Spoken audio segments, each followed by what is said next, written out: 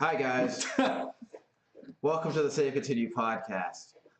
My name is Ryan Robinson. There's Tom Shelby. Hello. That's Sinead Howard. Hi. Every week we get together and we talk about video games and whatever else.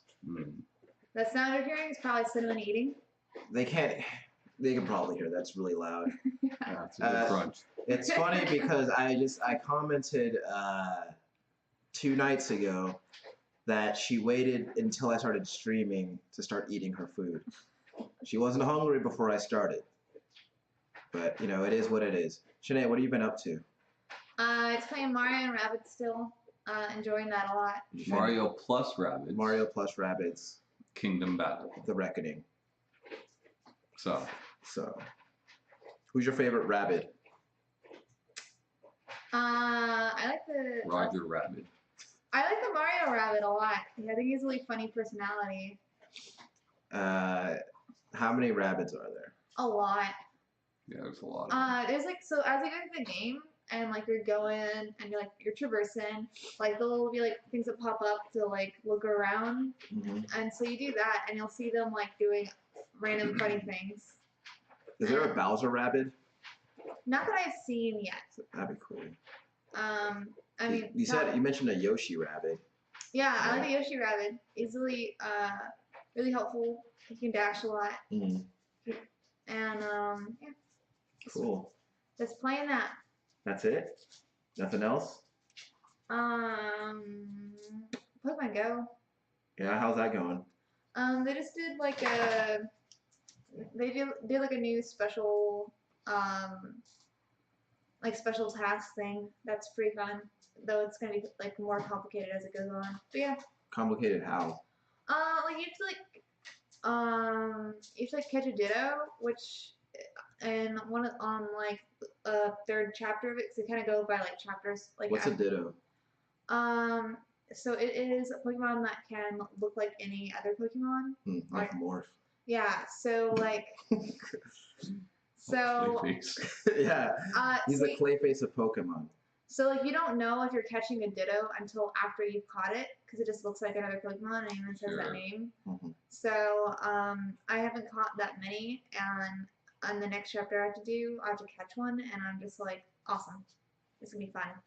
Can he use the powers of other Pokemon or just assume their appearance? I can use their powers as well. Right on. Tom, what have you been up to? So I'm as far in Tetris Effect as I would consider myself to have played that game, Yeah. There's a few things to clean up here or there. That will come with time. Tetris Effect will be a game that I play probably for the next couple of years off and on. Yeah. But I've done what I went there to do, know. And what was that? Well, I beat Journey mode on all of the difficulties. Mm-hmm. I've posted high scores in all the other modes. Of my friends list, I'm the highest in every single mode. Cool. Your sister just got it, so... Yeah, she's catching up to me real quick. You might be dethroned. Yeah, that's very possible. My sister bought a PlayStation for Tetris Effect. That made me very happy. It's not a bad reason. So other than that, that's all I've really had time for. A lot of people have been telling me that they're every time I bring up Tetris Effect, they're like, you really need to play it in VR. And I don't know. I haven't really played much in VR, and I haven't really played a lot of Tetris Effect, to be honest. The only thing I know is that game is good to look at and it sounds nice. Yeah, Patrick messaged me asking if he would enjoy it outside of VR. That's how I've been playing, and I'm loving it. Yeah. So I think he's going to be jumping in on that. Killer 7 was stealth released, so I bought that. Very excited for that. Yeah. If you don't know that, look into the Capcom 5. Suda 5-1, first game he did that wasn't a VN. Mm-hmm. With help from Shinji Mikami, who is fucking awesome. Yeah. And it's just a great game. So I'm getting ready to jump into that. Also, I'll probably be doing more of Pro Skater HD on stream. Just finish that out. Yeah. You're really good at Pro Skater, Tom. Oh no, I'm real bad at it. Except for the fact that you don't know the specials. I figured them out in that stream. I must have not been looking. Yeah. But then again, I don't know. Like, I forget? Does it do a special sound when you do the specials? Yeah. Okay. So yeah, that'll be my next thing is Killer 7, but like that'll be like a 2-sitting game. Yeah. So the with that game, they're all the multiple personalities of that one guy, right? Harmon, yeah. And like it's funny, like every time, like I could never remember his name, and like every time I try to remember his name, I always think Waylon Jennings. I'm like, it's not him. Yeah, it's a very weird game. It's all on rails, so if you watch video of it, you would probably think it's just a third-person action game. Yeah. But it's all on rails, which is very strange. Well, it's funny because I think back to when that game was first getting coverage before the initial release, and I didn't it very much didn't seem like it was on rails. Right. Like everything that you see of it just doesn't give that impression. Yeah.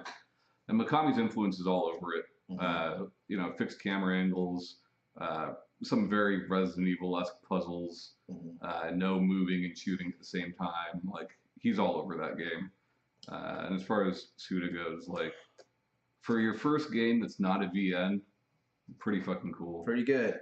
Yeah. I've always been a fan of Suda, like, because of his games always have an interesting hook or mechanic to them that I find fun. But he also has a signature weirdness that a lot of the time when people are that weird about their movie or their game, I'm just totally not into it. Mm-hmm. But for some reason with him, I find it charming. Yeah, he's a strange guy. He's talked about with that game, he came up with the gameplay before he came up with the story. He's talked about 60% of the story had been cut out of that game. Yeah.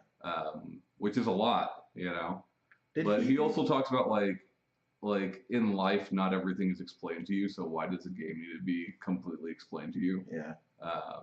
He is a very strange man.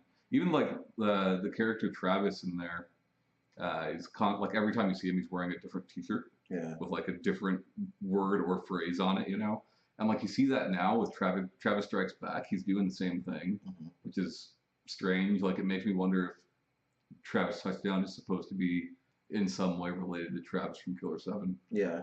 But yeah, it's good stuff. If you like weird games, play all of his games. Yeah. What is your favorite Suda game?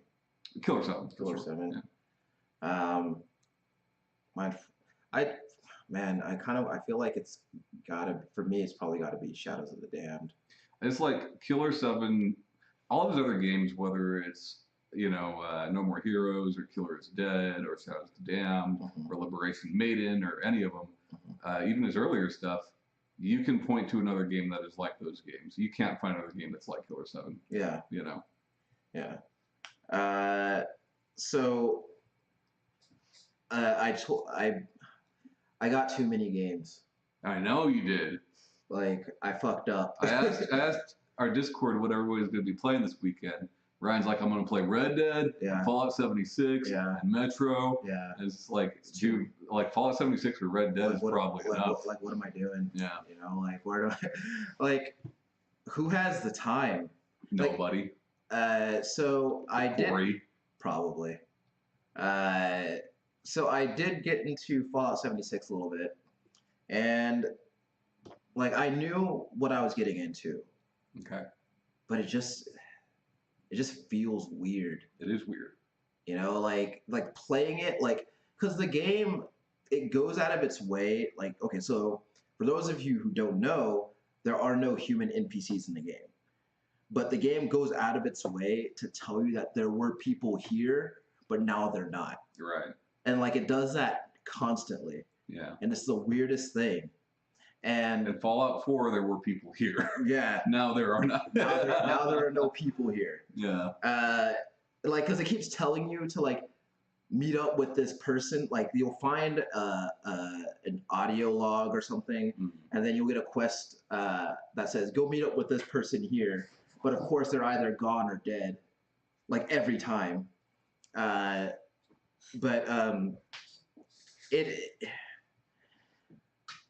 there were a couple of times where I found other players, Yeah.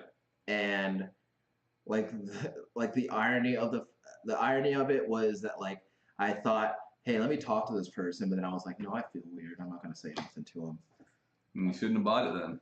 Uh, I mean, they said, right? Bethesda says, Pete Hines, Todd Howard, they say, oh yeah, you can play this by yourself. But like, it doesn't. It seems like that's half the fun is playing with other people. Well, no, Tom, I didn't say that I didn't want to play with people. Yeah. I'm just saying that in the context of just happening upon a random person. Yeah. Like, because in multiplayer games, like as far as cooperation, like a lot of the stuff that I do is in a matchmaking setting. Right. Like I'm usually queuing up for something. Right. Like even in the context of something like World of Warcraft, I was always queuing up for something. Sure. And you just throw me in there with the people. Like the hurdle for me is linking up. Like, but once we're all linked up, I'm good. So just lone wolf it and kill them all. So I did see someone who was wanted. Yeah. And I don't know. I'm assuming that's because he killed another player or something. That could be you. Yeah, I could. You know, I could. That could be me. You play that Bon Jovi song. Yeah, the whole time on a loop. Yeah. But like it does. You know, it feels like aside from that though, you know, it feels like you know, it feels very similar to Fallout 4 in like as far as like a lot of the stuff that you're doing. They did some. They went a little bit more like in depth with like some of the crafting and stuff. Yeah. That They showed that off. which like is really I think like one of the cornerstones of this game is like a lot of like you know the crafting and like building your equipment and stuff like that. Because in Fallout 4 you're not building the weapons, you're modifying the weapons that you find or purchase. Right. And now like one of the first things that I did was I built a gun. And you know it feels really cool in that like they made it so that like they really want you to focus on like the survival stuff, which is like I like the survival mode in Fallout 4. Yeah. With like you know like I don't know what it is. I like survival modes and shit and like worrying about hunger and fatigue and all that shit. Well, you're gonna love Red Dead. Yeah. But I played a banjo in Fallout and a mouth harp. Yeah. I don't know why. I don't know what purpose it served. It just let me do that. Fun. But it's neat. Some of the one of the things though was they changed VATS. Yeah. In a way that that like because I had wondered like how is VATS gonna work and aim assist basically, right? Yeah, because like now like instead of it being like it slows down time. Instead, it just like you turn on VATS and then you just don't have to aim. You just click the mouse over and over again, or press or pull the trigger over and over again. Yeah. And then you have a percentage that determines whether or not like your shots are gonna hit. I don't know. I kind of actually I found that like more fun to do it like that. But I haven't spent a whole lot of time with it because you know I have Red Dead. Does the shooting feel improved over Fallout 4? So here's the thing, right? One of the things that like I noticed a lot with the Division was there was that delay. I hate that. Was the delay Yeah. between the shots and the. That is why I couldn't play Hunt Showdown. That's the only reason why I'm not currently playing that game. And like I didn't notice it wasn't immediately apparent to me. Yeah. Like I felt like everything was 1-to-1, but then like I went into this quest where like it was like kill this many of these robots, right? And so I was shooting at them, and then I was noticing that like there was a half-second delay, and it's significant. It's like jarring, you know. It's like it's really off-putting, and you know, and that like every time when that happens, that takes me out of it. Yeah. And yeah, I can't do it. Excuse me. One of the reasons I was able to get so much out of Destiny was I didn't have that problem. Right. Like it was always online, but like all that shit was like synced up really well. Right. And so like that, like that just, especially when we're talking about uh, uh, an environment where I could potentially be fighting other players, and like it's one thing if I'm just fighting NPCs. I was able to kind of look past it to a degree with The division. with the division, because at the end of the day I was like playing with friends and having a good time just doing that. Yeah. But like if we're talking about like a competitive, like a potentially competitive environment, then like there are going to be plenty of times where I'm going to immediately assume that the game is working against me because of things like that. Like, Yeah, and I always hate that about those kinds of games. I've heard people say about the Division and about Destiny, oh, the game's not great, but it's a chat room with your friends where you can do stuff. You know, and I'm like, it's like, but is that like the bar that we I set? could find a great game to do that with. You know. Yeah, which is like what kind of standard is that to set for a Yeah. video game? Yeah. So I haven't really been playing a lot of that, and I want to. I don't have like a concrete opinion of the game just yet. Of course. Because I've spent like less than 5 hours with it. And I've heard people say that they hate it. I've heard people say that they love it. Yeah. But yeah, it's definitely not for me. Yeah. I got it for like A steal. quite the discount, so I just like, why not? Sure. But I got Red Dead, which I bought for full price. As you should have. Well, yes, I did. And holy cow, that game is dense. Yep. And not just in like terms of like environment, but like that game will keep your hands busy because you got to push so many buttons to do so many different things. And on one hand, like a lot of it makes sense, but on the other hand, it's like this is complicated. But I'm slowly getting the hang of it. But like I'm like maybe 6 hours into the game, and I'm still being tutorialized on like a lot of stuff. Yeah. But like some of like beyond that though, like the level of detail in that game it's staggering. Yeah.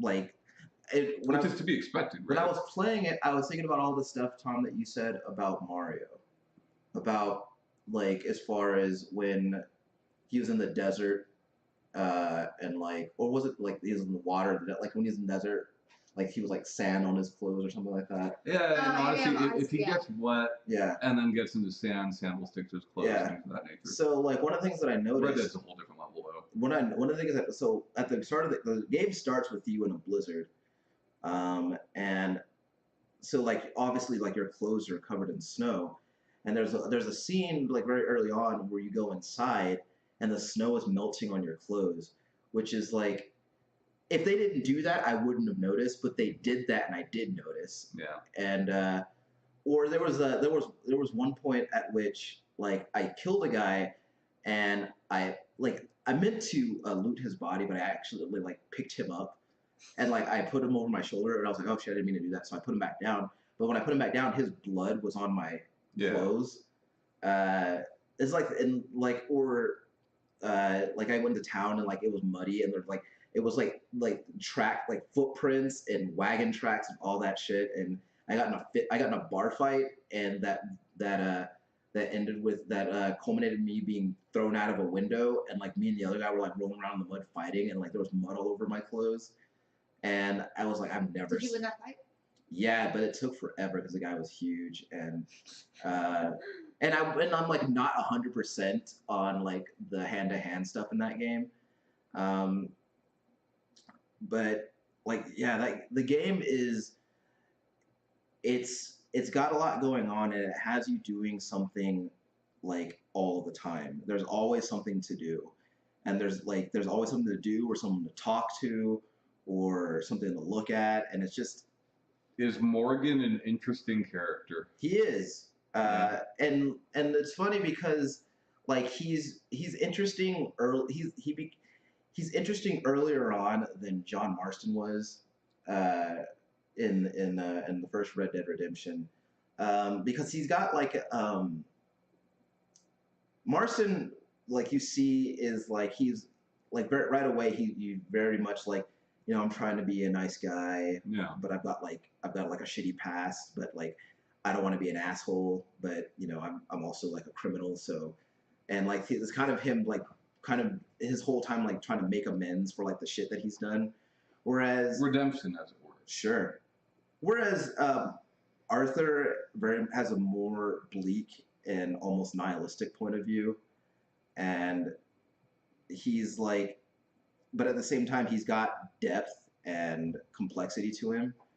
Um, and he seems to be very contemplative as far as like his relationships with people Yeah. or his dealings with like other people that he encounters. Um, like there's at one point where I had to go and collect this guy for a bounty, and this guy, like the guy was like trying to talk his way out of it, and like the guy was like, uh, you know, who made you the judge? And then like Arthur's like, I mean, I'm just in it for the money. Yeah. Like, and he was like, apparently you've been doing something that's been killing people. I don't know, it's none of my business, but you gotta come with me. And it's just like he's just like whatever. Like I'm just here for the money. I'm doing what I have to get shit done. But he's also dealing with his like disintegrating relationship with his gang and like by a larger extent the leader of the gang. And he is an interesting character, and I'm looking forward to seeing how he turns out. Have you had coffee yet? No. So this is one of my favorite things of gameplay that I've seen is that like I bought when you're in camp and you're talking to people, right? Mhm. You're looking at them like you would in real life. Yeah. And if Arthur is having coffee, he'll be drinking but like still looking at the person he's Yeah. talking to. I'm like, that's a nice touch. Like you know? a lot of the interactions are like very like they're very human Yeah. and they seem natural. The idea of being able to like greet people and react to the things that they say to you or do is really neat. Sure. Like as far as the controls go, like I've seen people complain about the controls as well, you know? yeah. But like I've not played every Rockstar game, but every Rockstar game I have played, none of them have had like standout controls. We'll see, You like, know. when one of the things that I've heard very often with where this game's concerned is they talk about how Arthur's movements are like sluggish. Like there's a little bit of a wind up between when you press the stick forward and he starts moving. Sure. And I'm like, what's the last Grand Theft Auto that you've played? Yeah. Yeah. You know, like, and isn't that better than XXXXX? Yeah. You know, and that's more realistic, and that's obviously what they're trying to go for. yeah, like Red Dead Redemption 2 is the method acting of video games. It's kind of just there's I think one of the things that they want that they and I could be totally off base here, but everything that you do seems like deliberate. Like you actually have to have like purpose behind everything that you do. Like they make it so that like every action that you take is like layered in so many things. There's like so many different ways to like handle your weapon. There's so many different ways to like I almost said pilot your horse, ride your horse. There's just like so many different things that there's so many different variations on everything that you do. Yeah. And it's neat, but at the same time, like I keep finding myself like freezing up because I'm like, what's the button I pressed to do this thing again? Mm-hmm. Like there were a bunch of times during like gunfights when I'd like accidentally like come out of cover. I'm like, oh no, hold on. But like he doesn't automatically run. You have to press X or like he's walking. So like I accidentally pop out of cover and like Arthur's like casually walking back around the fucking crate that he was hiding behind while people are shooting at him. But yeah. Given the way that the game controls, do you think so? This month they're supposed to launch their multiplayer. Yeah. And there were heavy rumors that it would be a battle royale. Mm-hmm. Do you think that's feasible? Do I think that battle royale in the context of that in the context of the gameplay itself, Yeah. do you think battle royale would work? No. Yeah. I don't think that would be fun for anybody. Yeah. I mean, it's perfectly fine when we're talking about a game where the people that you're shooting at are controlled by AI. Sure. But when you're trying to account for the unpredictability of other people, it just seems like it wouldn't be a really great time. And we don't know that that's what it's going to be. Yeah. That was just big time rumored for a while. I can say that if that were the case, like, as interesting as that sounded on paper before I knew anything about how the game played, like having spent a few hours with the game, like I can honestly say that that's not what I would want the multiplayer to be. Yeah. But I mean, when you think about the other options, though, right? Like a traditional death match or whatever it might be, or something more similar to GTA Online, even. Yeah. I think something similar to GTA Online would probably make the most sense. I think so too, but like still, when you get into a firefight, is that just going to be a problem? Yeah, I mean, maybe. You know, and I don't think like there are a lot of inputs for the game, but I don't think that it is so complex that it wouldn't be feasible. Sure. And I don't think it's so complex that it couldn't potentially be fun, because really. But even things like Deadeye probably wouldn't work. You know. Yeah. Well, I remember. I'm trying to remember how Deadeye worked in online in the first Red Dead. I couldn't tell you. It doesn't work, and obviously you can't slow down time for everybody, right? So it didn't work that way, but they figured something out. Well, you know, Deadeye and Killing Floor 2 works. I will say this. Yeah, that's true. That time slows it for everyone. Yeah, which is like, and it's not annoying. Yeah, it's just like because you'll be shooting at people, and all of a sudden time will slow down. You're just like, somebody got a headshot. Yeah, but during those times, I'm like, hey, 3 shots for me. Yeah. You know?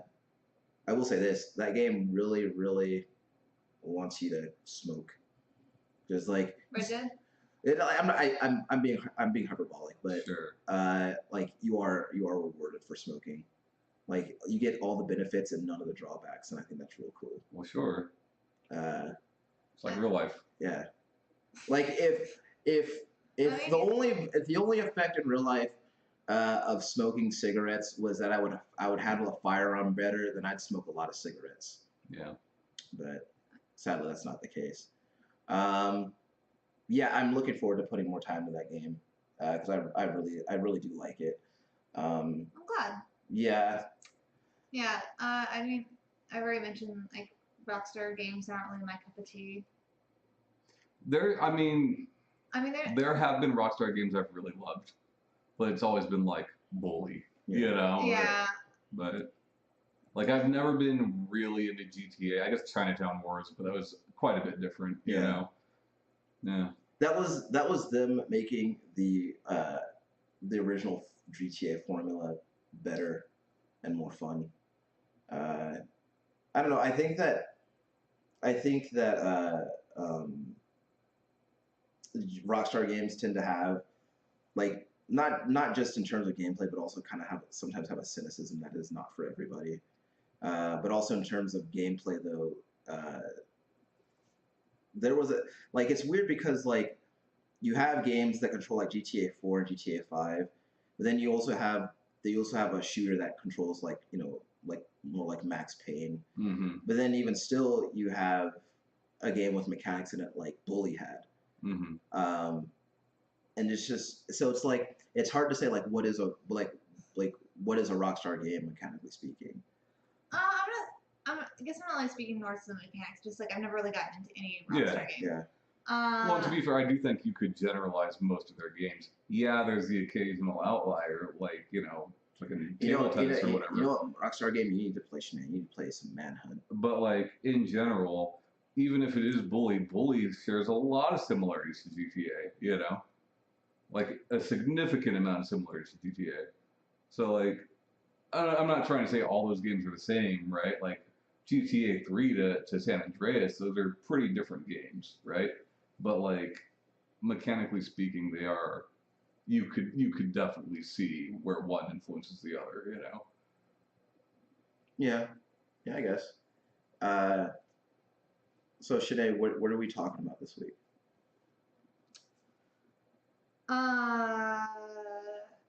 Do we want to talk about that? I want to talk about whatever you want to talk about, Sinead. Yeah. Lay it on me. It's all right. It's all right. Take your time. Well, Words are hard. you want me to do it for you? If you'd like, but no, I'll do it. Okay. I got it. Go ahead. You got it. I got it. I trust you with it. You should not. I'm giving you the keys. That's a poor choice. Yeah. So like, I think we can all say that there's trends in video games we've noticed. Yeah. Yeah. Like right now, obviously it's battle royale. Yeah. Like if you go on your even on your phone, there's a billion PUBG and Fortnite wannabes that like take images that are very similar to those and try to like entice you to play the games with that. But I guess like I guess that was like kind of like, and besides everyone like talking about it per se, but like I don't know. I guess like I guess I wanted to say like the PUBG mobile game that is not PUBG, but it has the frying pan as the symbol. That was when I was like, this genre is too much for that. Like it's just everywhere. There needs to, like it's taking over. I guess like at the moment that I was like, yeah, because there's definitely like been trends where I haven't felt it's too much. It's just I know that this is what the trend is at the moment. I guess kind of like you said that you were pretty fine with all the zombie games. Hell yeah, man. Dead Island for me was like I'm a little bit over the zombie games. I did not care for Dead Island. I tried. Yeah, Dead Island's a bad game. But yeah, I liked it. I finished it. Yeah, I guess I wanted to talk. Tom, it's like that time when like you were a kid, like you were talking about like you would buy that game and you would say you would just force yourself to think it was good because like you didn't have money to like, buy a game that would be good. Sure. That was Dead Island. Sure. For me, like anytime there's a trend like this, and some of them are more obvious than others, like Battle Royale, right? Because that hit on a large scale. Yeah. Yeah, those Fortnite dances. I kind of get tired of it. I'm not tired of Battle Royale, but that's only because I haven't played a lot of Battle Royale. That being said, like we're seeing it now with like Metroidvanias. I love Metroidvanias, right? I have for a long, long time, but I don't need every game to be one. Yeah. Is there any particular game that like popped into your mind? You're like, well, it's like The Messenger. I like The Messenger so far from what I've played. And The Messenger for the first few hours is a linear game. It takes a long time, but then it becomes a Metroidvania. I'm like, is this really necessary? I don't think this adds anything to that game. And there's just a tremendous amount of them nowadays. I feel like Dead Cells people refer to as one. I have not played much of Dead Cells, you know. Based on what Tom has taught me about Metroidvanias, that game is not one. Yeah, I mean, and you have the old staples that are still putting out new games like Shantae. Shantae's been around since the Game Boy Color. So I don't hold it against them, but I just feel like there's just way too many of them, and they are not all good. Yeah. Same thing like 2016 or so. Seemed like everything had to have roguelike mechanics in it. Yeah, I was gonna say that. You know, I like some roguelikes, but at the same time, I don't want that in every fucking game. Yeah, you look at it sometimes. Brian and I, a couple years before that, we used to joke about cards in video games. They were everywhere. At that point, there were cards in games that didn't need to have cards in them. There was some fucking Halo game Yeah. that had come out. I think it was Spartan Wars or some shit like that. Oh yeah. And they were like, Yeah, there's two of them. They're both on Steam. they put them cards in there, and then the first Tomb Raider had cards in it. The first in the reboot thing Yeah. had cards for the multiplayer. And then just aesthetically, since indie games have seen this high success over the past decade or so, I'm seeing a shit ton of like retro throwback games, right? Pixel art games and all that. Yeah. Like, if that's what you're going for and you do a good job of it, I'm in. But there's just like every week 20 more come out, and most of them are garbage, yeah. With Battle Royale, like I won't say that because I've played very few of those games, and I've had fun with the ones I have played. I think that's that reminds me more of Horde mode becoming a thing, right? People got sick of Horde mode for a while. I love Killing Floor, right? Like I love Horde mode. They get the whole game of Horde mode. Yeah. Like and I don't know. I myself am not necessarily. I'm not tired of Battle Royale. I will say that it became very widespread very quickly. But like, why wouldn't it? but it always works that way, right? Yeah. Like first-person shooters on consoles blew up for a while. It seemed like that's all you were getting, right? Yeah, like Third-person platformers on consoles blew up for a while, right? Like it's always been that way. Yeah, no, I mean that's what a trend is. Yeah. But like I think Army of Two was when I was like, I'm done with the shooters for a hot minute. Like it's just like it is like everything is becoming that. I think that was like the tipping point for me where I was like, I want something new. I want something different. Yeah. Yeah, me too. Like I remember when I first played what was it, Road Redemption? Yeah. And like I remember you told me about it, and you were like, Ryan, it's like Road Rash. If Road Rash had roguelike stuff in it, which yes, yeah. But that's also like the thing about it is that like I don't really Road Redemption was one of those things where I don't mind if we're rehashing that mechanic if you're putting like an interesting dressing around it, because like I've played a million roguelike platformers or roguelike dungeon crawl or something like that, but I've never played a roguelike racing game. And that was interesting to me, right? Well, it was about that same time I saw Rogue Skies and like roguelike airplane combat game. I was like, okay, I've never done that before, And so like I think I mentioned this before, and that is that like in like a 4-decade history of video games, like it is difficult to come up with like new concepts and kind of the innovating on those concepts is kind of where you really have to focus your efforts. And I feel like honestly I'm gonna keep seeing these things where like man there sure is a lot of those there sure are a lot of those like Tom said, like these retro platformers, like there's a million of them, like with these retro inspired graphics and like and that's cool and everything, but like it's so infrequent that any of that stuff is remotely interesting to me, because after a time they just like start to blend together. Well, I think like a lot of people take issue when I say this, but like I think that just too many games come out nowadays.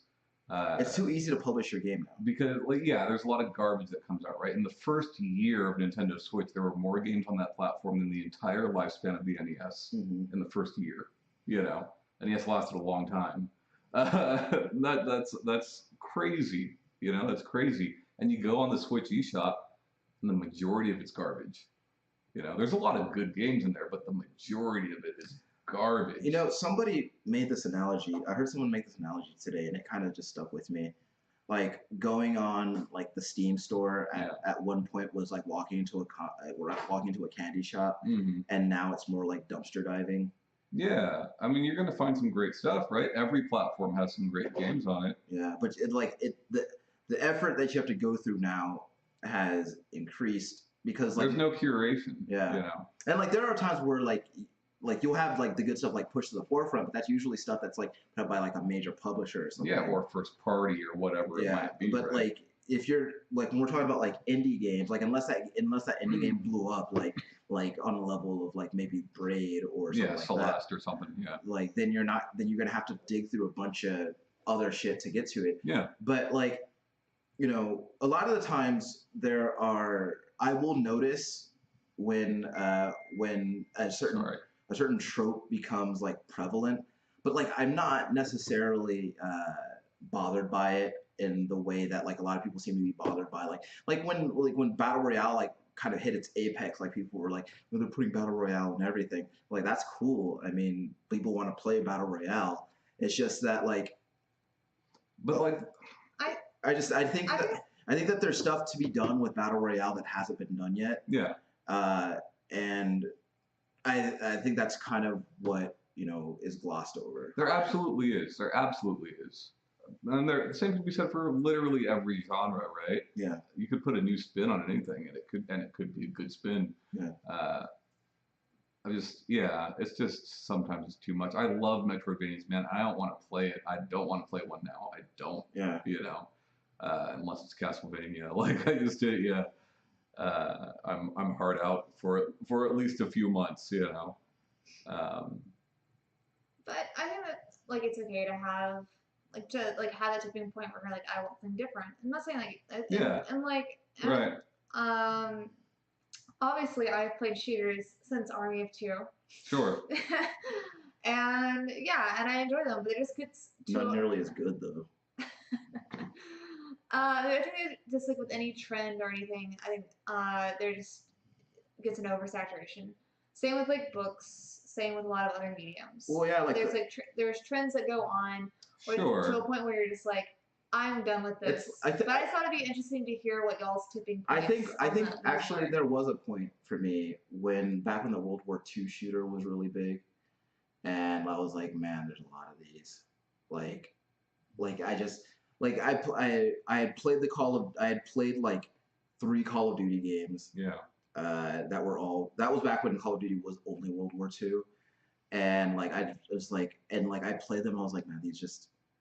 And it's difficult, right? Because like a company like Activision puts out a bunch of World War II shooters over and over and over again, Yeah. And then finally, the audience starts complaining about it. But because they develop on a 3-year cycle, they now have 2 games that are World War II shooters that have to come out even as people are complaining about it. What are we gonna do? Otherwise, they take a loss, right? Yeah. So then they start making sci-fi shooters, and what happened? Eventually, people started complaining about that. Yeah. So now they're going back to the old stuff, and yes, there's things besides sci-fi shooter and World War II shooter, right? They could make an Old West Call of Duty that might be pretty fucking cool, but that's too much of a gamble for a company like Activision to take on a property like Call of Duty. Yeah. And there's also I know that we are in the major demographic of video game players, but there's also a lot of people do still associate stuff with teenage boys, video games, especially shooters, with teenage boys.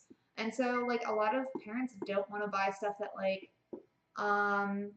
where you're shooting, just real regular people. Sure. That's why Grand Theft Auto had so much flack about it, and people talking about it being evil. When you make something where it's based off of past wars, where there's sides, you can say it's based on history. When you have something that's zombies, it's not a real person. Yeah. There's also that aspect that, also, I think, has a lot to do with cultivating why this becomes on trend. Yeah. Because who they're trying to sell to. Yeah, I don't disagree. I mean, it's exactly that, right? It's anytime we see this, it's trying to chase that dollar, right? Not anytime, but most of the time, it's trying to chase that dollar. Whether it's a bunch of games copying Battle Royale in one form or another, or whether it's you see an advertisement for a Pokemon knockoff game on your phone, right? That's literally what they're all trying to do. And it makes sense, but it's a race to the bottom. And it's just it's just so much garbage. They don't I noticed now that they don't call open world games GTA clones anymore. Sure, but that took a long time. Yeah, and I remember when the very first Saints Row came out. I want to say 2006. Yeah. And immediately that's what they called it. Yeah. Which I think that was apt. Yeah, I get it. That was fair, especially at the time. But then at the same time, I was just I mean, that's fine and everything, but I remember thinking they don't seem to do that with any other genre of game. I mean, unless you guys can think of one, I don't remember ever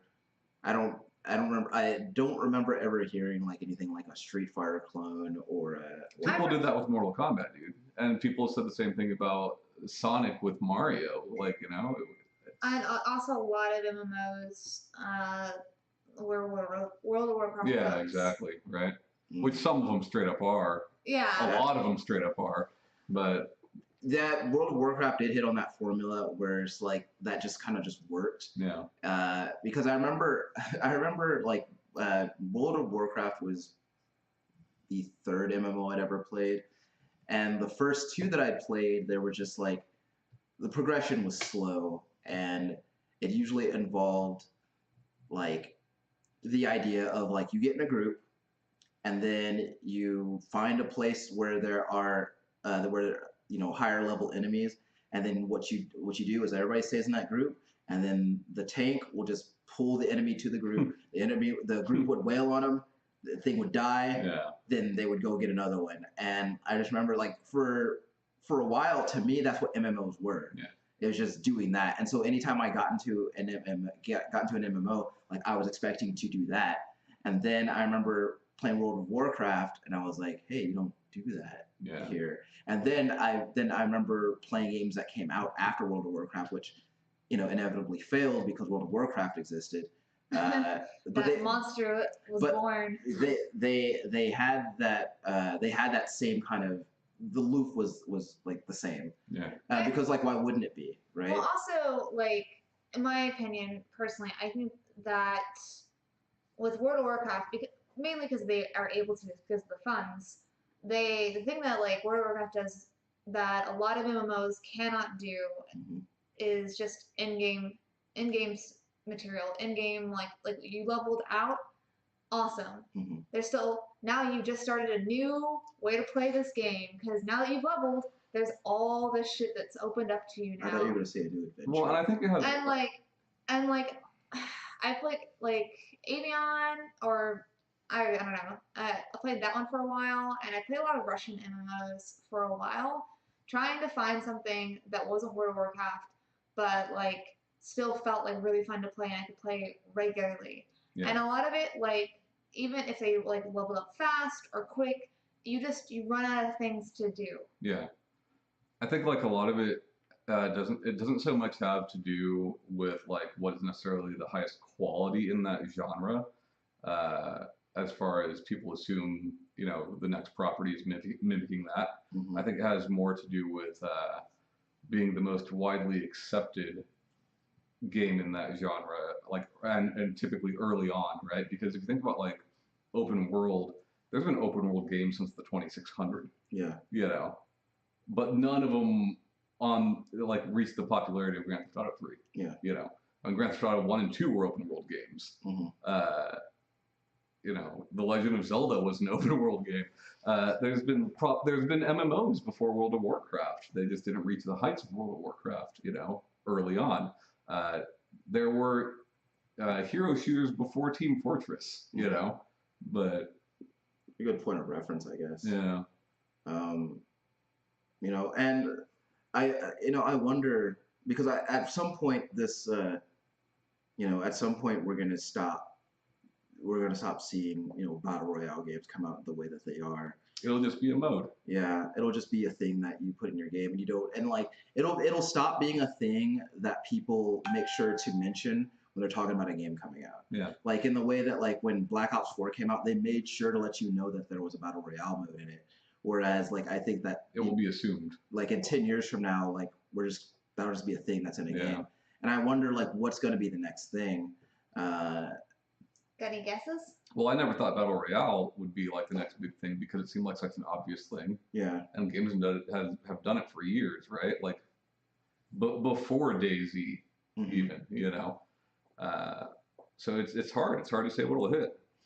I mean, Horde mode hit in such a big way with Gears of War. Horde mode's been around since early Namco arcade machines. Yeah.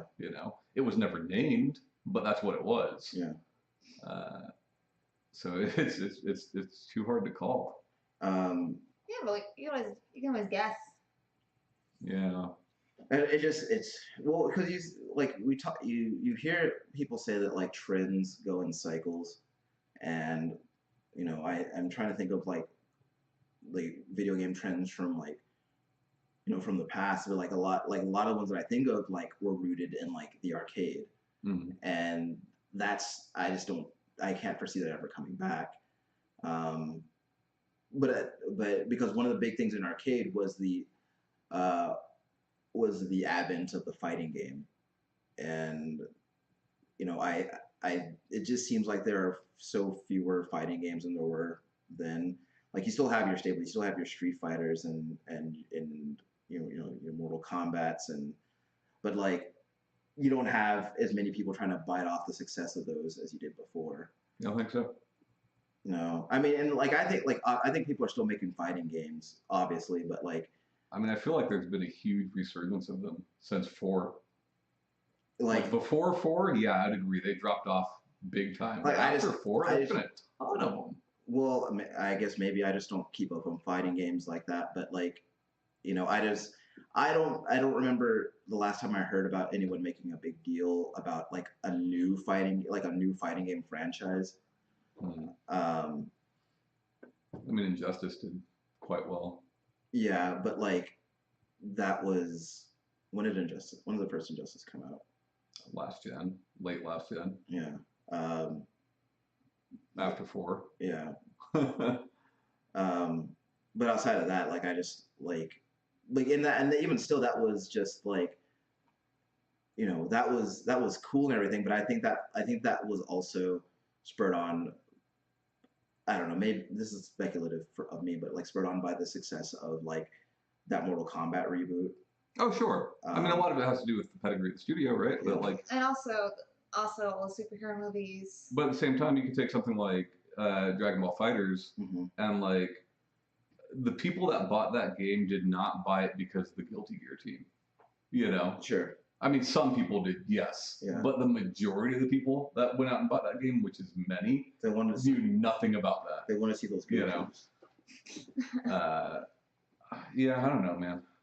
It's weird, but World War II shooters are going to come back. I think if you look No, at it, we're going to get it, we're going to see the age of the Vietnam shooter. it's just weird because like you take these games that are huge, right? Like these franchises that are literally too big to fail. Hmm. Whether it's Call of Duty or whatever, right? And like a lot of them get mimicked, a lot of them are copied, but then some of them are copied, but like Smash Brothers, right? Smash Brothers is fucking huge. It has been for a long, long time. Hmm. Uh, and you see Smash Brothers clones come out here or there, very sparingly. The PlayStation Battle Royale. Well, there's that, Oh, but yeah, but even like Brawl Out, right? Like there's Mhm. tons of indie ones that come out, none of which do particularly well. Hmm. Uh, there's just like some. It seems like there's some genres that like you just can't touch. Yeah. I don't know. And Like I don't suspect there will ever be a game that plays similar to Smash Brothers that does half the numbers of that game. Yeah. You know. I What wonder. do you think is that's come closest to that? Probably PlayStation All Stars Battle Royale. Of all of those games, that's the one that probably did the closest to it, and it was nowhere near. It's the only one that Yeah. it's the only one that I really got into. It was Yeah, like Fallout does okay for like indie numbers, but as far as like, I want Power Stone 3. yeah, That's what I want. Power Stone 3 would be good. I've thought about that pretty regularly. Light gun shooters, right? We had light gun shooters for fucking years. Yeah. My kids are playing Parappa the Rapper right now, and to them it's amazing because they've never played a game like that, right? They've never played a music rhythm game. For most Americans, Parappa was their first rhythm game. Yeah. And like we had a decade of just a shit ton of music games, right? More than that, more than a decade. Yeah. And I was good at none of them. Yeah. More FMV maybe. I mean, we're seeing it come back here or there. Yeah. But with very little success. Yeah. Unless you count like Hellblade, which has a little bit of that. Yeah, I think it might have something to do with because like I think about FMV from like the Sega CD age or even more recently than that, like Quiet Man. Like back, like even as recently as like the PS1 and all that shit is like really cheesy. Whereas like I'm seeing FMV games now that like because like even those games like even on the surface like man that looks cheesy as heck, but I'll try it. But even but we have like FMV games that come out like, here and there like they're seeming like even like that actually seems pretty compelling. I'd like to actually take a look at that.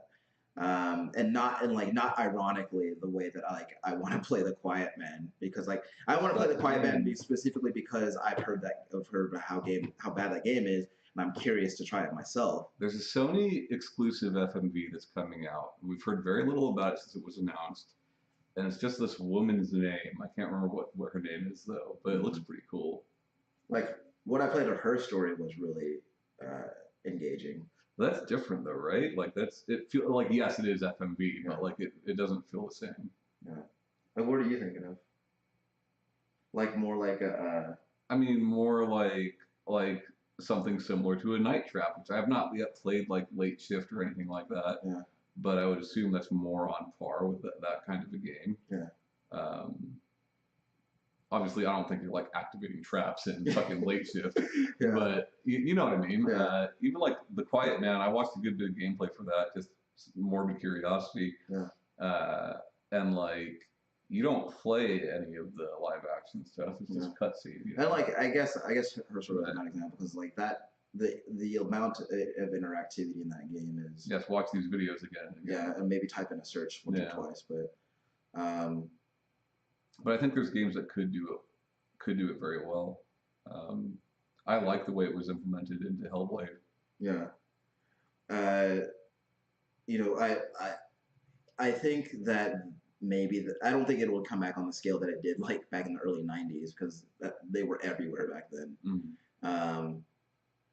But I think that they'll be more prominent than they have been in the last 10 years. But like I don't think it'll ever be something like a trend. I think whatever trend we do have is probably whatever happens. I think it's more than likely going to live in the first-person shooter space. What it's going to be, I don't know, because I think that there, even with first-person shooters, is for as many things that have come out and as many modes as we've seen in different first-person shooters. I think that the things that we can do, or I'm making games, things that people can do in those spaces, like I don't think that they've seen everything that they can actually implement yet. And what those things might be, I don't know. They haven't, but like for me, the genre, first-person shooters specifically, the genre outside of narrative has largely been stagnant for a long time, in my opinion. Like okay, Bioshock was cool because you could zap now with this hand, or like now there's Battle Royale mode, or now I can run on the wall, but like these are... It's still essentially dual. Yeah, I'm just like, we've seen. Like you can do more than that. Yeah. With the first-person camera angle, I don't know. I look at Bulletstorm and I think about like how cool that shit could have been, like with the what do they call it, skill kills or whatever. Well, they had I don't know what it's called in game. I know how it was advertised, but I think that's fun. I think that's genuinely fun and a good idea. This story's fucking stupid. Yeah. But like I told my kids because it was free last month, right, or this month or whatever. And they're like, "Is this any good?" I was like, "It is dumb." Like, go into it knowing that it's not a good story. Yeah. But it's a lot of fun to play. Yeah. And they've been having a blast with it, But like, I remember my one problem with that game being that it advertises itself as like challenging you to be like innovative with your kills, or like imaginative, or whatever word I was looking for. Just then, you know what I'm talking about. Yeah. But creative kills. The terminology they used. There you go. Yeah. And I just remember like in practice, it just didn't feel that way most of the time. Well, it doesn't feel creative because there's a specific thing you can do to get the best score. Yeah. So it's not creative when you're trying to do what they want you to do. Yeah. That's not creativity, you know. But I've always liked the idea of a point system being in shooters. Yeah. Like I've always liked that. Like when I saw that like Doom had like an arcade mode, I was like, this is awesome. I love like see like the points show up. Like I remember playing Max Payne 3, and like that game had a score attack mode too. There was this one game that I played a while back that I was thinking about today called The Club, and it was a third-person shooter that was actually made by the team that made the Project Gotham games. So we're talking about like a nightclub or like a large blunt object? Neither. Okay. Wait, well, maybe kind of the former. Depending on how you define nightclub. Well, the club is the secret society where people bet on combatants making it through. So it's Fight Club. Gauntlets. Oh. of armed, it's like. It was on the PS2, right? No. It was on the 360 and PS3, but it's basically like they put you in this environment and you got to make it from the start to the finish And you could without getting clubbed. yeah, without getting clubbed, as it were. But you know, like you could just like go through and like kill all the like just kill the guys as you're going through and Yeah. just be done with it. But the game places the emphasis on killing in a way that will net you the most points. So you're incentivized to like you get bonus points for like killing someone with like the last bullet in your clip, or killing someone with the ricochet, or killing something like killing someone right after you come out of a dodge roll, things like that. Yeah. And I always thought that sort of thing was like really neat, and I wish I saw more of that in shooters. But you know, I don't feel like that's going to be something that is that common. But that being said, I would like a sequel to the club. So Sega, if you're listening, Yeah. please And even do me that. complaining about shooters, like you're playing Metro, right? Like Yeah. I'm totally fine with that kind of normal old school shooter. Yeah. Any Ravensoft game, like yeah, I'm all about it. Yeah. And I think that like But, as time goes on, like my tastes skew more toward that direction. Yeah. Like I'm in my early 20s, like I was all about the military shooter, and like now it's less so. It's because you're old. Yeah. War has changed me, I guess. Sure. Uh, Which is funny because I liked like competitive online less when I was younger and Yeah. more now. but like now I'm more like I like the idea of like just like a fast paced like corridor shooter, you know. Yeah.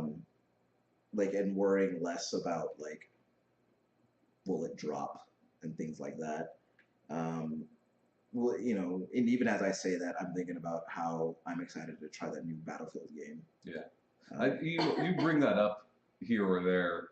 I keep meaning to do a video on that, like, because there are two ways that bullets work in 3D video games. Yeah. And one is basically on-off, and the other is actual projectile traveling. Yeah.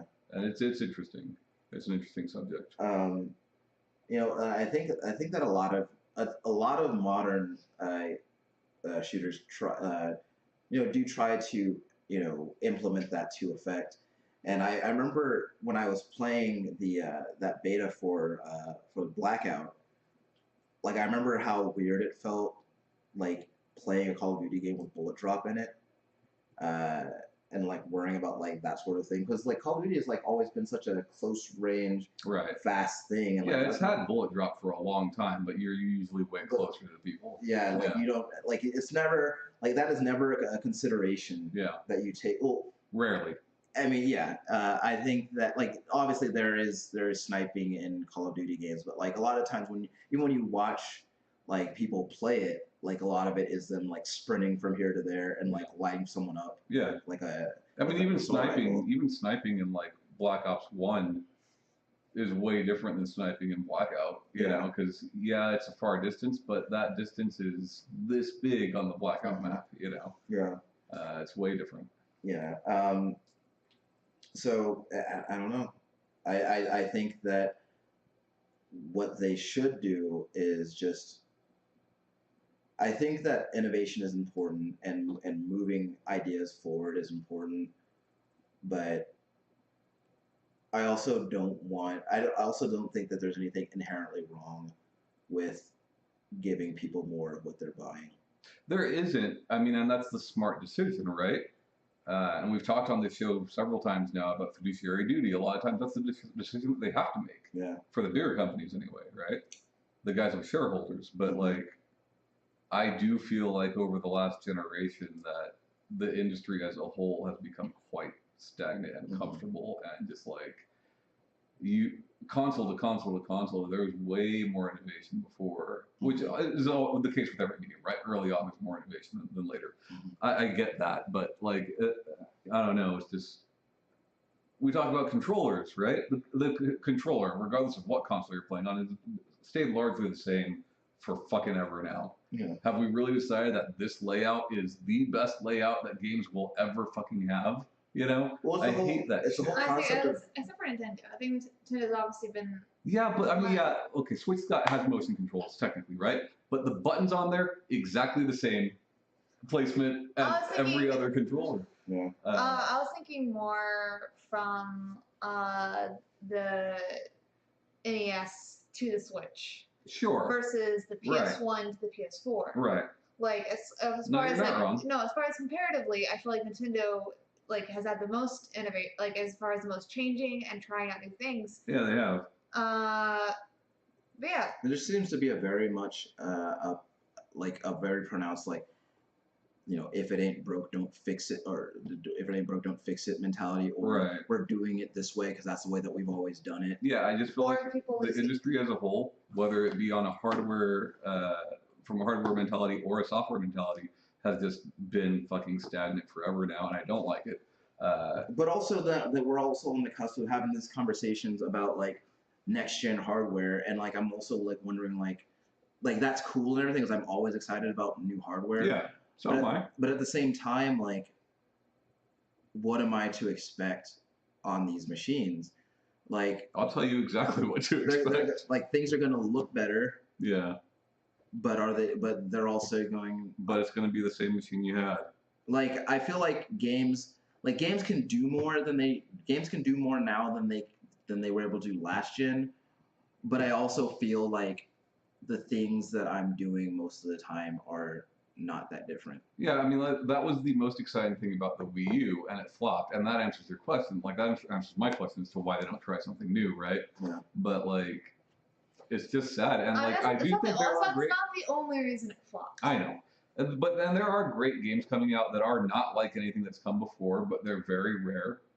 And there's games where it's extremely innovative, but like it's just not set the fun. Like Bound. Yeah. Bound is beautiful Right. and different But and it fucking new, sucks. but like it's not that exciting of a game. Yeah. That's the tragedy of it, right? Because that's what we want. Like, we want games that play in ways that we're not used to and give us Right. experiences that we've never had.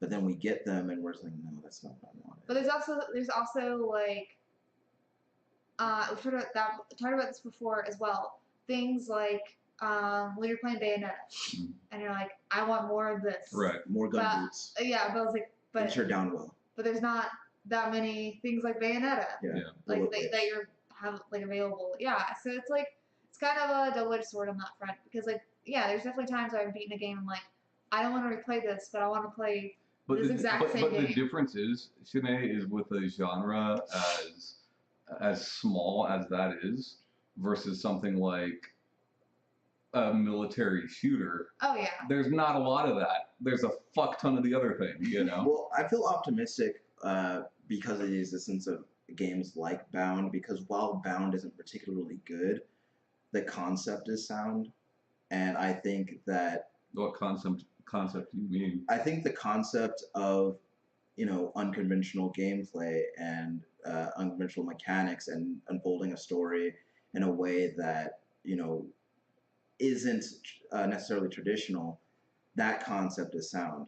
The execution in that particular case was particularly entertaining. It was nice to look at, and I'm sure that would make a very nice short film, just not a very good video game. Yeah. But at the same time, like I don't think the mechanics of that game were all that original. They've been done 1,000 times before. Well, again, I don't think the mechanics of the game were original. No, that's not where the innovation is. The innovation is the visuals. Sure. Thank you, Mark Cerny. Yeah, thank you, Marcus. Well, I think that I really think that I'm an open-minded person where games are concerned, and there isn't a game that I can honestly say. Well, there are very few games that I can honestly say that I wouldn't try, but that's on like an ideological standpoint, not necessarily because I think that kind of game would suck. Right. And you put a game in front of me and I'll definitely try it, but I think that a lot of the time when I get a game that like kind of breaks from the mold, I feel disappointed in it, but then I guess at the same time, the silver lining is the times when that shit is good, it's just all the more special. Yeah, and I just feel like that happened much more frequently before. Yeah, well, we've said many times before that there was so much. We got so many new franchises last generation, and like new games last generation, and this time I think that we are seeing new franchises, but like we're seeing more of building on stuff that was established last gen, and like again, I'm looking forward to seeing what this new hardware is, but like I can't like the I'm not excited for it. that's the thing is like I want to see I want Like I'm gonna buy it, yes, like but I'm not excited for like it. show me the boxes that you made, Yeah. but like when I try to imagine like what kinds of games will be on this thing, like I can't imagine anything outside of like What we already what have. I'm already doing. I currently own all 3 current gen consoles and a PC, right? Mm-hmm. Same here. I can't imagine what Microsoft could possibly do to get me to buy their next console. Right, because why would you? Like Yeah. because they What if Phil Spencer offers to suck your dick?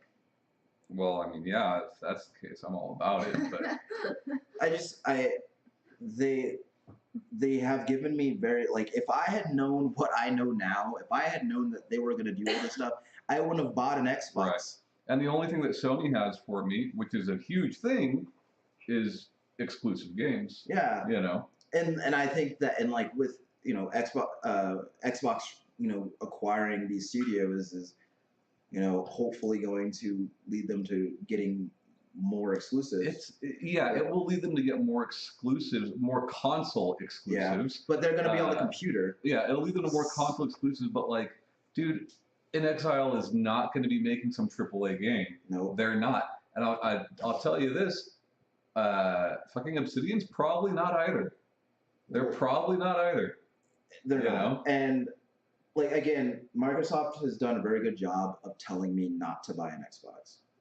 I think they're more concerned with having a steady stream of exclusive games rather than having high budget AAA exclusive games. That will still be Gears. That will still be Halo. That will still be Forza, right? In Exile, the biggest game that they've put out in recent memory is like what, Path of Exile? Wasteland 2? Yeah, Wasteland 2 was probably the most recent. And Wasteland 2, that's not a big game. Like if you've played Wasteland 2, that does not look at all like. I'm not saying it's a bad game. It's not, but at the same time, like. I don't know. But it's not what people think, right? And I don't think Obsidian's going to be making a Fallout style game. See, fuck no, I don't. I think they're going to be making what they're most known for, some top-down RPG. We're going to get a Baldur's Gate, something like that. I'm not super. I mean, I hope they do. I hope they make an original IP that's just as polished and I don't know. Yeah, it could be great. I don't think that's going to happen. I don't. You don't buy up this many studios at once and give them all that budget at once. You can't. Like, I don't care how many fucking Xboxes. I mean, they can. Because why would you, though? Because it's Microsoft, not Xbox. But I don't think that they will. Yeah. Well, I think that the acquisition of these studios is going to lead to more of the moaning and groaning that I've seen on message board. I think what's every month when Games with Gold it comes around. Well, it's like Ninja Theory, right? Like Ninja Theory could get the budget they need to make a game like Hellblade. Yeah. That's not a huge budget game. Yeah. But like, yeah. But they did that without Microsoft. Obsidian is not getting any fucking Ubisoft South Park money. That's not going to happen. Yeah. Yeah, I'd like. I mean, again, like I've said this a million times before. Whenever I look at decisions like that just utterly confuse me. I also assume that these decisions were made by people who know a lot more about that shit than I do. But at the same time. Well, and they do. They're trying to sell a service now. They're not trying to sell a console. They're trying to sell a service. And a service that is not doing very well. Yeah. That's why they pay people to take the shirts off and spin them around. That's why they're giving you a month for $1. That's why they're giving you a $60 game for $1. That service is not doing as well as Microsoft would like to think it is. Otherwise, they would release some real numbers on it. Yeah. All 3 of them are guilty of it. Nintendo, Sony, and Microsoft, all 3 put out numbers when they're doing well and hide them and fluff them when they're doing poorly. And it's like, well, and when's the last time you saw PlayStation View numbers, or PlayStation Now numbers? Like, it's the same bullshit. Well, like, I to an extent, I can understand it with with Nintendo and Sony, right? But like when I think about the what an efficient job Microsoft has done with making the Xbox redundant. Like I wonder what is their end game? Well, the crazy thing is like it's still wrong to say it's a flop. You know, it's still outpacing what 360 was doing at this point in its life. It's still so much better than that. Yeah. 360 for a long time was considered to be the leader of that generation. Yeah. All it is way more people are buying games now. Yeah. Way more people are buying consoles now. That's the only difference. And I'm by no means meaning to allude that the Xbox One was a failure. Yeah. I'm just saying that if I didn't own an Xbox One right now, I'm wondering why I would. Right. And that's a weird thing to think about when you have. It's weird to look at someone who is trying to sell me a piece of hardware and have that question, because like I'm trying to imagine what kind of answer I would get if I was like, okay, so I've got a computer that can run all of your exclusives. Why would I buy an Xbox? Yeah. I can't think of the last time I even turned my Xbox on. But then, I get that there are people who don't have computers that can run those games. I Sure. get that. And it's a cheaper alternative to that. Right. Right. But then at the same time, like, if like you brought those games, you made it so that I could play those games on a computer for a reason, and like, I guess I'm just wondering why. Like, I don't know. Well, see, and I would understand it more if they did what they used to do, right? Where all these games that are coming to PC, you have to buy them through the Windows Store. Mm-hmm. But most of them are on Steam. Yeah. Killer Instinct, Yeah. Cuphead, Yeah. Sunset Overdrive, You get Cuphead Quantum Break. You get Cuphead on a Mac. You know, even a couple of Halo games. Yeah. They're all on Steam. You know, Gears of War isn't on Steam yet. Yeah. I bet you it happens eventually. It will be. You know, and Recore's on Steam now. Mm-hmm. Like, what other exclusives do they have, really? Forza? Yeah. I don't know. I don't think Forza's on Steam. But, yeah, I don't know. It's just weird. It's very weird. What they're doing is very weird. And I understand what they're doing. They're trying to make this whole service thing a thing. And it certainly could be, but, like... It's not. Right now, it's not. I think Ryan is right. I think that it can be, right? If their next Xbox, if there is a version, like they are saying, that is streaming only, mm-hmm. and if that version, if they do have the payment thing, which they've confirmed, right? That's confirmed now, where they'll give it to you and you can pay them $20 a month or whatever, right? Yeah. Like, I think that has the potential to take off. If I'm in college or high school and I don't have money for a fucking console or PC, yeah, I'd buy that. Yeah. You know, it has the potential to take off. At the same time, look at Nintendo Switch, right? Console-wise, units sold does better than both other consoles every month. PlayStation's making more money, but their consoles cost more money. Sure. Right? The Let's Go games just came out yesterday. They've done some big time market research showing that 15% of Pokemon Go players intend to buy a Switch for that game. Right. Now, 15% of Pokemon Go players might seem like a small number. That is a ridiculous fucking number. That's in the millions. Yeah. No, I was like, a lot of people still play Pokemon Go. And that's not just a console sale. That's also a game sale. For some crazy people, it's 2 game sales. Yeah. You know. And probably a fucking Pokeball Plus too, you know, like it's nuts.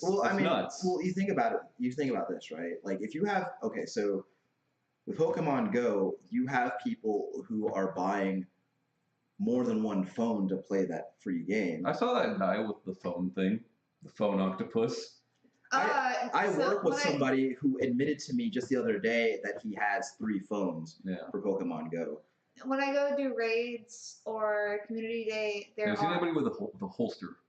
Holsters. What I imagine is someone with like a thing on their arm with phones like on Velcro. So, so what I'll see, so what I will see is normally like an iPad or something on like on one side, and then the phone. That's what I see the most. And a Nook. That's what I see the most often. Is that on Nook? Probably not. Don't Nooks run on Android? Yes. But what I do see, like, on community days, it's normally just like the two. But I also see like couples, and they have like they both have two phones. Yeah. But what I see on raid days is literally people sitting at the raid spot and just 5 phones in front of them, and they're always cross-legged on the ground, not making eye contact with anybody, just playing their 5 phones, and then like joining the raid with like all 4 of them. And what I'm getting at is like if 15% of Pokemon Go players are planning to buy a console for this game, they don't already own a Switch. Yeah. They're planning to buy a Switch, like, and then buy the game on top of that, at the very least, right? Like that's fucking nuts. Yeah. Will it actually happen? Who knows? But I think Pokemon is such that, and the game's reviewing well. Like it's reviewing better than people thought it would review. Yeah. You know. And I know a lot of people who, like myself included, that want it and like already own Switches. The latest community day, a lot of people were talking about buying it. And some people like, well, I don't have a Switch yet, but I'm gonna get it for Christmas and get the game then. And already planning what Pokemon they're gonna transfer over, and then also you can get a certain Pokemon either through this like new special research task, or going through Pokemon Let's Go, like Eevee or Pikachu, and I don't know. It's just like it's a good move. It was a smart thing, right? It's a good move.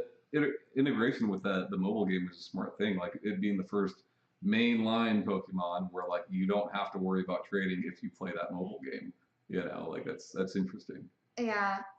Though I am really mad because I didn't realize there's gonna be people out there with their phones and their Switches and like and their Pokeball Plus controller. Just everything. Well, it's just there's already people out there that like have their 2 phones. But someone's then gonna also, get their Switch jacked. I know it.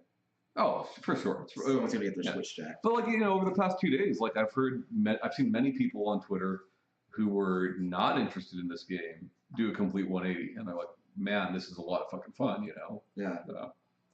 I don't know. Oh, well, I think that. So the point of NPD next month is going to be awesome. You have the software is so you can sell your boxes, and like I feel like Nintendo. No, boxes so you can sell your software. Okay. But well, I mean, you put out your boxes, and you got to give people incentive to buy the boxes, right? Yeah, but traditionally you make more money off of games than you do the console. Okay. What I was getting at was, I mean, you've already dismantled my point, but I'm going to make it. The point what I was getting at is that like I've got reasons to buy a Switch. Right. If I didn't have a PlayStation, I've got reasons to buy a PlayStation. Right. I can't think of any reasons to buy an Xbox. There are reasons to buy an Xbox, but for very specific people, you know. And I guess a year ago, I was one of those specific people. Yeah. I just bought it just to have I mean, look, most people have PCs, right? Yeah. Most people do not have PCs that can run these games. Sure. But I don't think I've ever had a good reason to buy an Xbox. Xbox One, sorry. 360, yes.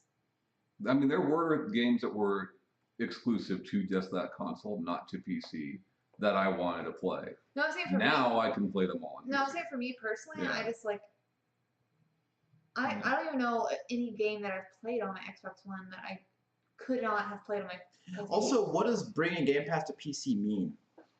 Are they going to bring out? Are there now going to be Microsoft published games that are exclusive to PC? Not exclusive to PC, no. But like the Windows rather. No, but like the games that you have, like all those Microsoft games going forward will be playable on both. So it doesn't matter what. Like if you have Games Pass, you play it on either one. You know.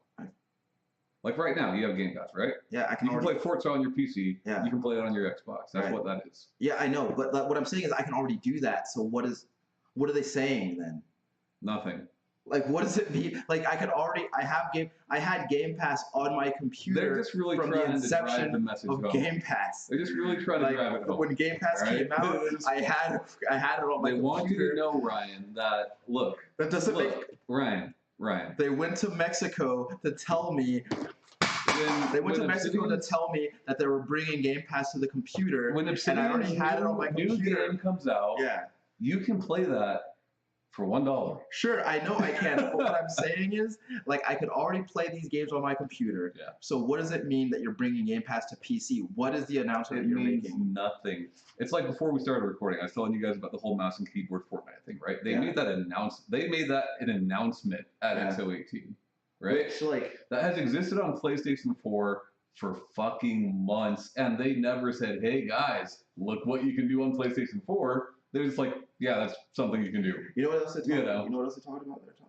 Huh. They talked about Devil May Cry 5, right? Yeah. Specifically, Pull my double trigger, sure. specifically, that entire presentation was spent in the practice mode. Mhm. The entire Devil May Cry 5 presentation Mhm. in XO18 was the practice mode. Right. That's all it was. Right. That's all they can show you.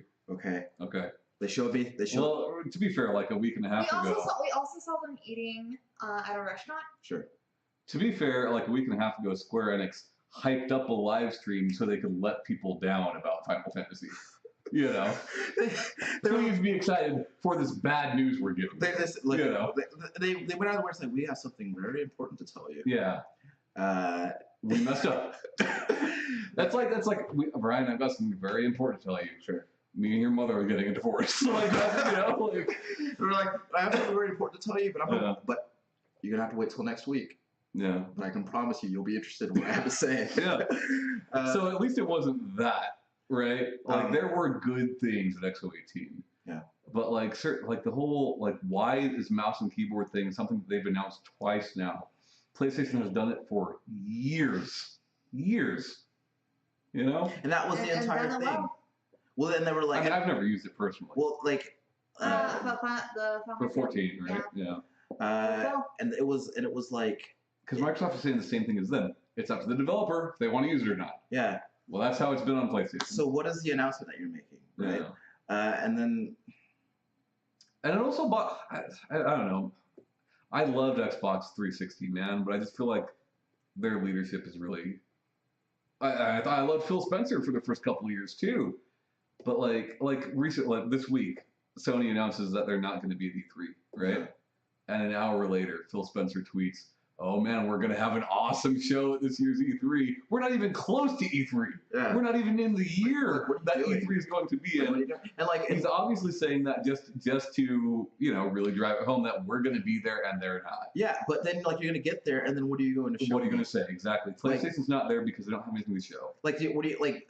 If PlayStation went, like, what are they gonna show me? Days Gone again? Right. For me, it's I would rather you not do it at all than Yeah. do it and just show me. What is the point of spending that money, right? Yeah. If you're not gonna, like, you're not doing anything, which is like, and the funny thing about that is like, I keep seeing when that news broke, I kept seeing like, man, what a risky move for PlayStation. Like, why? Yeah, we don't have to spend all this money to disappoint you now. Like the risk would be holding the conference in Yeah. the first place, Yeah. right? And Well, the thing is like it's not like they have nothing coming out. They've got a lot of exclusives still to come out for the PlayStation 4. Yeah. Right. But we know all of them already. Yeah. You know. like, it's just, I wish I could say the same thing for Xbox. yeah. You know, I wish I could say Days Gone and Death Stranding. That's another thing too.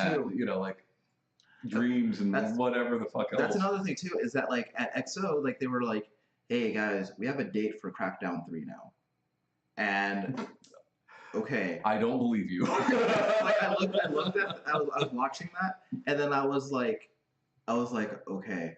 Like I had forgotten about Crackdown 3 already. Yeah, So you've had dates for Crackdown 3. Yeah. You also had dates for Scalebound, and you had dates Yeah. for Fable. And, yeah, like, you know, and also like the way that video went, yeah. I was like, is this video designed to tell me that Terry Crews is in it? Because I knew that already. I did like that a little bit, though. I objectively like Terry I don't Crews. see what it had to do with Crackdown, but I liked him talking to himself.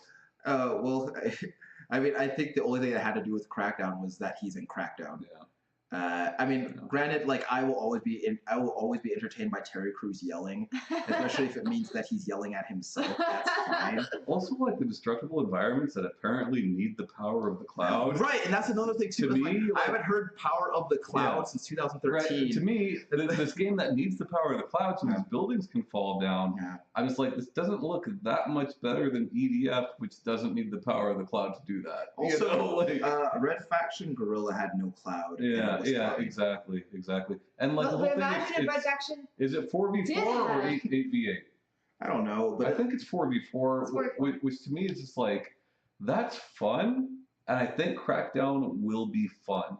It is not enough for Crackdown to just be that was a fun weekend, you know? The way that they have talked about Crackdown and the money that they have spent now, because they've spent a lot of money paying that team to make that game for this long, you know? Crackdown needs to be like a big thing to make its money back, and I just don't think it is. It won't be. I mean, like, granted, like I think about Crackdown when the first Crackdown came out, and I thought that was great. Yeah. If that Crackdown came out now, I would think less so. Well, and people were like, I'm so glad it's not Battle Royale when they revealed the multiplayer, right? But I'm like, Battle Royale with all those buildings crashing down would probably be a lot cooler than this. Pretty cool. I don't know, man. And I mean, people are like Sea of Thieves. There's no way Sea of Thieves made the money that Xbox Avatar accessories made. Also, why? But they've changed Rare from doing that to doing Sea of Thieves. Like, you're probably better off leaving Rare making Avatar accessories. You would have made more money, you know. And they put out numbers at launch about how well Sea of Thieves was doing, but like how well was it doing? At launch they said it was doing amazingly well, right? It was doing great. Here's all the numbers, but they never once said these do not count Game Pass numbers. They never once specified that, you know. But I feel like they should. Yeah, because spending $60 on a game versus spending how much is a month of Game Pass? Well, it was $10. Yeah, versus spending $10 on a game that's a big difference. Now I can play Sea of Thieves for $1. I could play every Xbox exclusive in your catalog right now for $1 and be done with it. Sure. You've now lost money. Yeah, you could get most of them out of the way in a month, you know? You know, and like... the whole thing is getting people to keep that subscription, right? And I think that... But it is a subscription that is so easy to fucking forget about. Exactly. Right? Exactly. Dude, I had Crunchyroll for a year and I wasn't using it regularly because I just forgot I had it. Like until recently, because I'd fallen off State of Decay 2 for a while, but I've recently picked back up and whatever. Anyway, like what I'm saying is that like whatever your numbers for Game Pass are right now, like I can't speak for everybody because impossible, right? But whatever your numbers for Game Pass are right now, if you're talking about how many active subscribers that you have right now, like how many of those people do you think forgot that they had Game Pass? Yeah. You know?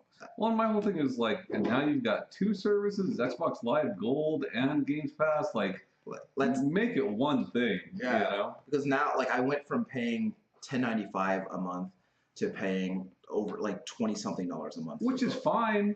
It's still worth that value. But I've got two different charges on my goddamn credit card. For the same company, yeah, it is strange. It's a strange move, and Sony did the same thing, but like each of their services are substantially different, right? Like, I would assume that most people that have PlayStation Plus probably don't want PlayStation now. Yeah. I don't know if that's a safe assumption, but that's the boat I'm in. I mean, I don't think I've heard.